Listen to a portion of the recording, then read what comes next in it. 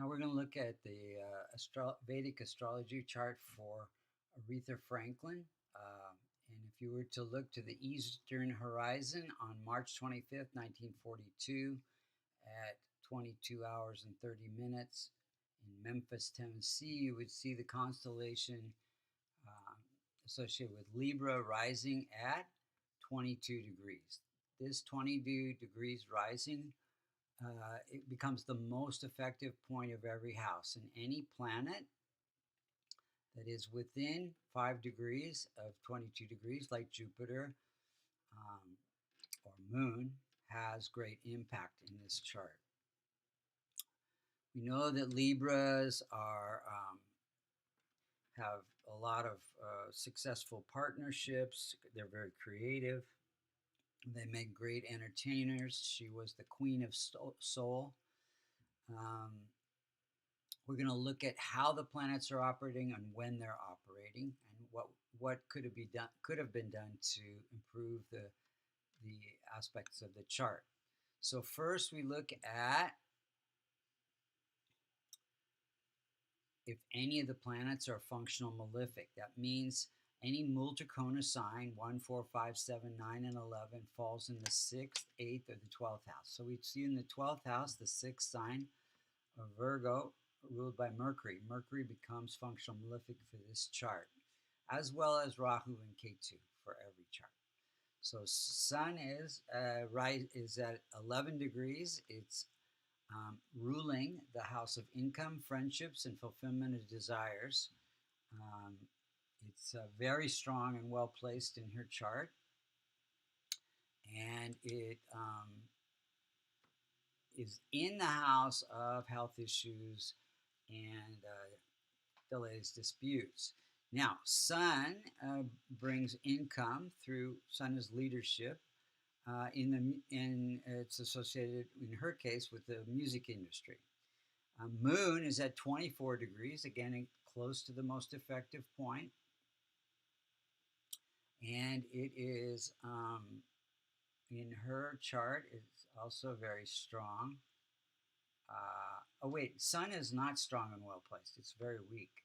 So yeah, it's placed in the 6th house, a Dustana house, so can affect health, etc. So Moon is, however, strong and well placed, but it is afflicted by Ketu. Moon is mother, compassion, home life, and emotions and mind. So it's placed in the house of good fortune, ruling the house of career. So gave her emotional, her ability to convey her emotions through singing and music was very powerful. But mom, because it's afflicted by K2, you have sudden happenings. Mom left, her mother left when she was very young in 1948. Mars is at 18 degrees, which is also within 5 degrees of the most effective point. It is ruling the house of partnerships and relationships, and it is placed in Dustana house, the 8th house of vulnerability. So it gave her great courage. She was a political activist in terms of the civil rights movement and the women's movement. But it, again, is afflicted by K2. So created some issues for her. Now, it is also conjunct with Jupiter. Jupiter is blessed by Mars. Now, so Jupiter's husband and children, she was blessed with husband, a couple of husbands, I think, and some children. Gave her ability to teach through her singing. So she published lots of songs. Mercury, remember, is functional malefic. It's close to the most effective point, and it's conjunct K2 in this house of children, education, and investments. So Mercury has to do with losses, expenses, separations, imprisonment, letting go of attachments for spiritual growth. So, and it afflicts children and income. So, her kids all had problems, some problems. Venus is at 27 degrees. Now, any planet that's more than 25 degrees or less than 5 degrees becomes weak, because in adolescence or old age, you can't protect or promote your own signification. So Venus is ruling the house of life, purpose, and longevity, gave her good longevity, and recognition through performing arts. It also has to do with pancreas, so she actually died of pancreatic cancer. So Saturn is at 1 degree, very weak, and it is ruling this house of children and education and investments.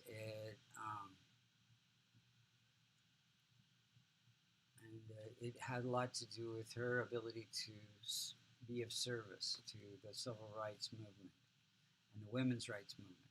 Rahu and Ketu, they're placed. Ketu gives spiritual desire for spiritual. She was noted for gospel singing and started out in the church. Rahu gives desire for fulfillment of desires and income and friendships. She was a wonderful friend to many and will be missed sorely. We wish well her friends and family. Now they afflicts the partnerships, so some issues with partnerships. So she died of pancreatic cancer August 16, 2018, during a Saturn subperiod. Remember, Saturn also longevity, weak, and Sun also health. So that kind of makes sense. If we look at the transit chart at the time of death, 16th, we see that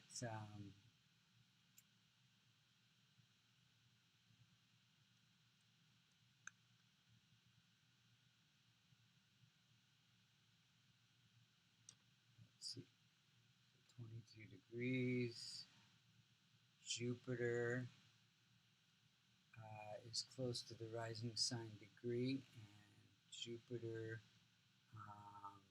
has to do with communication, ability to communicate. It's in this first house. It's transiting the first house, and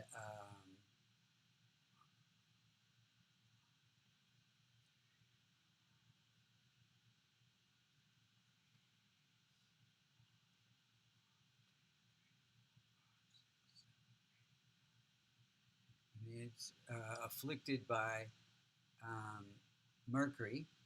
So again, separation, death-like experiences, and at the same time, Mars and Ketu are fairly close in the house of happiness and home life, and Mercury and Rahu are fairly close in the house of Dharma. So yeah, so what could be done to strengthen this chart? So Mercury needs to be transformed since it's functional malefic. So helping children, and I think she probably did a lot of that in her lifetime, is a way to transform the functional malefic qualities of Mercury. And Rahu and Ketu, feeding birds, helping spiritual organizations. She did that as well. The other thing you could do is strengthen Sun, Moon, Mars, Jupiter, and Venus with a gavash, which is a locket containing the yantras for each of those planets, especially Venus, since it had to do with the pancreas. And Those are the main things. Cancer really has to do with several different things. Um, Rahu is partially the culprit there. So that's it for Aretha Franklin. If you would like a reading, you can go to vastucreations.com under services. If you would like to learn Transformation Vedic Astrology, a very simple, quick way to analyze charts, you can go to American Institute of Vastu.com.